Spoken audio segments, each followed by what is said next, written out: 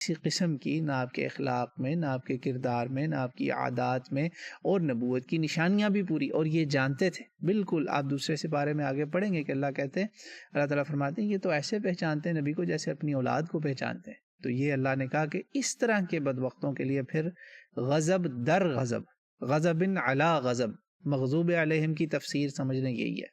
سورہ فاتحہ میں جو ہے نا مغضوب علیہم، جس سے اللہ نے ہمیں پناہ سکھائی کہ مانگو اللہ سے دعا کہ اللہ ایسے نہ ہو، نہ مغضوبین ہو نہ ضالین ہو۔ اب آپ سمجھ لیجئے مغضوبین سورہ فاتحہ والے کون ہیں۔ بالکل وہ جو شروع کا بیان تھا ہمارا فاتحہ کا وہ سنیے گا، اور اس کو آپ دیکھیے گا، یہ آیت آپ کو واضح کر رہی ہے کون ہے جن کے لیے اللہ ہمیں پہلے وارن کر رہے ہیں قرآن شروع کرتے ہوئی، کہ اس کتاب کو شروع کرنے لگے ہو نا، پہلا سبق ہی لے لو کہ مغضوبین اور ضالین نہ بننا، صراط الذین انعمت علیہم اللہ سے مانگنا۔ یہ ہیں وہ مغضوبین جن کو بالکل برباد ہو گئے۔ اللہ تعالیٰ مجھے آپ کو اس طرح کی